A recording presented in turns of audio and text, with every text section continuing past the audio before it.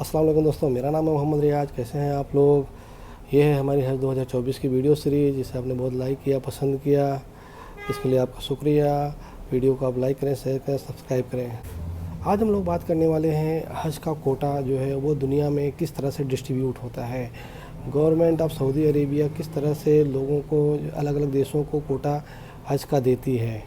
तो इसमें बहुत सारी चीज़ें, बहुत सारे फैक्टर्स जो है कि इसके लिए मतलब ज़िम्मेदार होते हैं। जैसे कि मुस्लिम पॉपुलेशन कितनी है उस देश की, उस देश का जो है कि जीडीपी, या वहाँ पे जो लोगों का अफोर्डेबिलिटी कितनी है कि हज पे आने का जो खर्चे हैं वो कितना कर सकते हैं।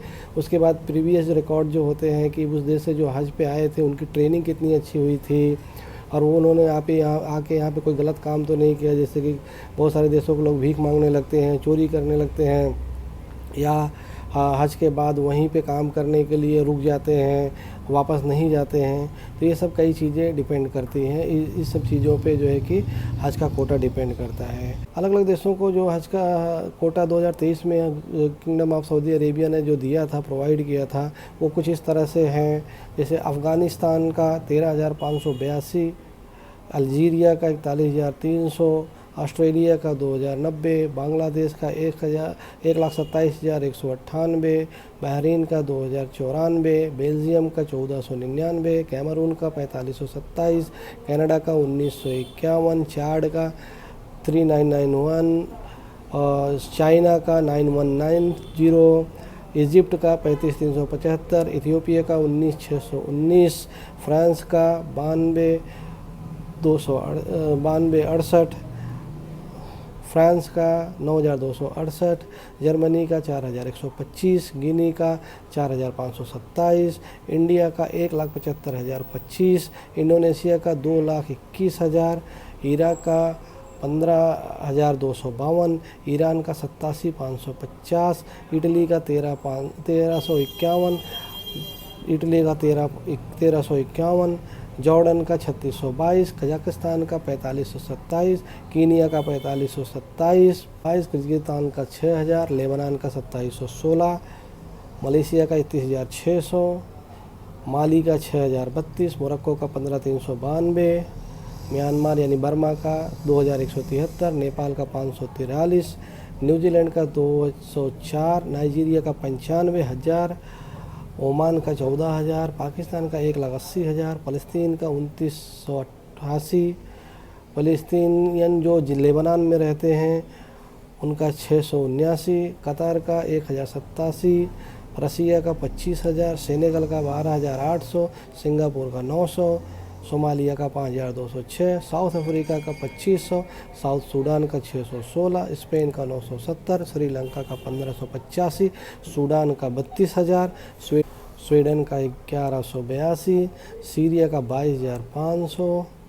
तंजानिया का 11,476, ट्यूनीशिया का 10,982, टर्की का 37,770, उज़्बेकिस्तान का 10,865, उगांडा का 4,871, यूनाइटेड अरब एमिरेट्स का 2,820, यूनाइटेड किंगडम का 12,348, यूनाइटेड स्टेट्स ऑफ अमेरिका का 9,504, वेनेजुएला का 91, वेस्ट अफ्रीका का 306, और यमन का 10,981। तो इतने ये देश हैं। इन सभी देशों को ये कोटा सऊदी गवर्नमेंट ने 2023 में दिया हुआ था, जो कि 2024 में अराउंड वही रहने वाला है।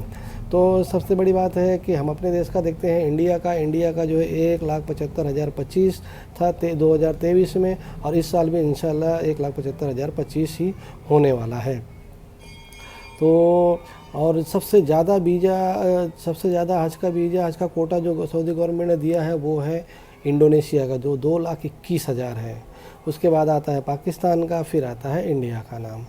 इसमें जो नाइजीरिया का कोटा है 95,000, वो उसके देश के देखते हुए काफ़ी अच्छा कोटा है, काफ़ी ज़्यादा लोग आते हैं। और हम लोग जो हज पे जाते हैं वो नाइजीरियन लोगों को देखते भी हैं कि वो नाइजीरियन लोग हट्टे कट्टे रहते हैं, बड़े लोग रहते हैं, और बहुत सारे लोग मतलब हज में वो दिखते हैं। बाकी टाइम पे आप उम्रा के टाइम पे और नॉर्मल ज़ियारत के टाइम पे आप उनको नहीं देखेंगे, लेकिन हज के टाइम माशाअल्लाह वो लोग बहुत सारे लोग दिखते हैं।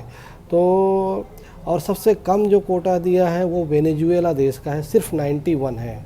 सिर्फ 91 हाजियों का कोटा वेनेजुएला से है। तो ये था आज कोटे के बारे में कि किस देश को कितना कोटा मिलता है।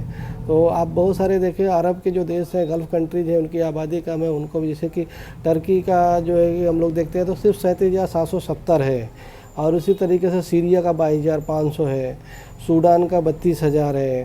तो बहुत सारे ऐसे जो इस्लामिक देश हैं, छोटे छोटे हैं, जो मतलब कि सऊदी गल्फ़ कंट्रीज़ भी हैं, जैसे कतार है, कतार का सिर्फ 1087 लोगों का वीज़ा वहाँ से हज का कोटा उनको दिया हुआ है। तो और बड़े देशों में जैसे कि बांग्लादेश है, इंडिया है, पाकिस्तान है, इन लोगों को जो है कि अच्छा खासा वीज़ा मिला हुआ है। सबसे ज़्यादा वीज़ा मिला इंडोनेशिया को। इंडोनेशिया का जो हज का कोटा है वो 2,21,000 है, और पाकिस्तान का 1,80,000 है, और इंडिया का 1,75,025 है। तो पाकिस्तान और इंडिया का राउंड बराबरी है। और इंडिया आबादी के हिसाब से भी, और वहाँ पे जो मतलब लोगों का अफोर्डेबिलिटी है उसके हिसाब से है। तो ये जो है कि इस तरह से जो इसका टोटल हम लोगों ने लगाया, उसका टोटल कम से कम 13 से 14 लाख लोग होते हैं। तो 13 से 14 लाख ये लोग हो जाते हैं जो कि अलग अलग देशों के कोटे के हिसाब से आते हैं। उसके बाद जो है कि बाकी लोग जो रहते हैं वो जो सऊदी में रहने वाले लोग रहते हैं, सऊदी में जो ऑलरेडी रह रहे हैं, जॉब कर रहे हैं, तो वहाँ के रिहाइश लिए हुए हैं, तो वो लोग जो है कि सऊदी के लोकल मतलब सऊदी गवर्नमेंट से डायरेक्ट वो लोग अप्लाई करते हैं। तो बाकी सऊदी के रहवासी जो हैं, वहाँ के रेजिडेंट हैं, अरब्स हैं, उन सबको जो है कि सऊदी गवर्नमेंट डायरेक्ट सऊदी के साइट पे, जो सऊदी गवर्नमेंट की साइट है, वहाँ से जो है कि वीज़ा हज का प्रोवाइड करती है, परमिशन प्रोवाइड करती है। तो अराउंड जो है कि 25 से 30 लाख लोग हज करते हैं हर साल, और कोविड का साल छोड़ दो तो इस साल भी इंशाल्लाह वही रहने वाला है कोटा, उतने लोग ही रहने वाले हैं। जो सऊदी गवर्नमेंट का 2030 का मिशन है, उनका विजन 2030, जो कि आपको जो है कि 2015 से ही 14 से ही, जब भी आप कोई अगर सऊदी गया हुआ, आप अगर उम्रा के लिए, जॉब के लिए जाएंगे, तो उनके हर जगह पे उसका एडवर्टाइज होता है, प्रचार होते रहता है, हर जगह उसका बोर्ड लगा रहता है, विजन 2023 विजन 2030 सॉरी विजन 23। तो वो उसके हिसाब से जो हरम शरीफ का, मक्का का और मदीना का एक्सपेंसन चल रहा है, तो इंशाल्लाह जब वो एक्सपेंसन हो जाएगा तो और सारे लोगों को वीज़ा ये लोग प्रोवाइड करेंगे, ज़्यादा लोगों को वीज़ा देंगे, क्योंकि अकोमोडेशन फिर उसी हिसाब से हरम में उतना विस्तार हो जाएगा, उतना अकोमोडेशन हो जाएगा।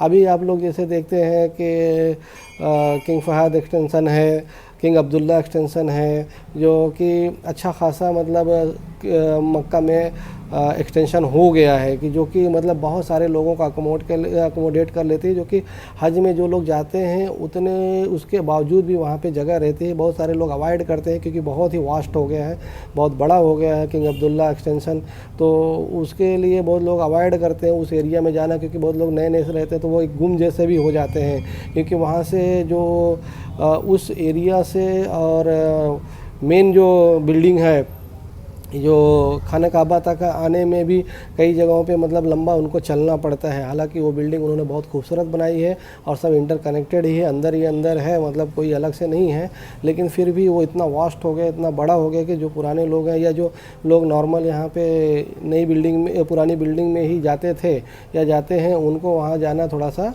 ऑकवर्ड लगता है। तो ये जो है कि अभी ही वहाँ पे जो है कि कैपेसिटी बहुत ज़्यादा बढ़ गई है, लेकिन वो उनका विजन 2030 जो चल रहा है, वो 2030 तक वो सारा चीज़ जो मतलब डेकोरेशन का काम चल रहा है, एक्सपेंशन का काम चल रहा है, मेट्रोज़ का काम चल रहा है, ये सारा कंप्लीट हो जाएगा तो इंशाअल्लाह कोटा सब देशों का और ज़्यादा बढ़ेगा और ज़्यादा लोग जो है कि हज पे जा सकेंगे। तो उम्मीद करते हैं कि ये जो है कि उनका जो प्रोजेक्ट है वो जल्द जल्द कंप्लीट हो जाए, टाइम पे, वक्त पे 2030 तक कंप्लीट हो जाए और ज़्यादा से ज़्यादा लोगों को मौका मिले, हज का जो एक्सपेंसेज है वो कम हो जाए, वीज़ा का चार्जेस जो है वो कम हो जाए, कम खर्चे में लोग हज करें और सबको अल्लाह ताला मौका दे जो है कि सब लोग हज कर सकें। तो आज के लिए बस इतना ही। वीडियो को लाइक करें, शेयर करें, सब्सक्राइब करें। हमें दीजिए इजाज़त। अस्सलाम वालेकुम।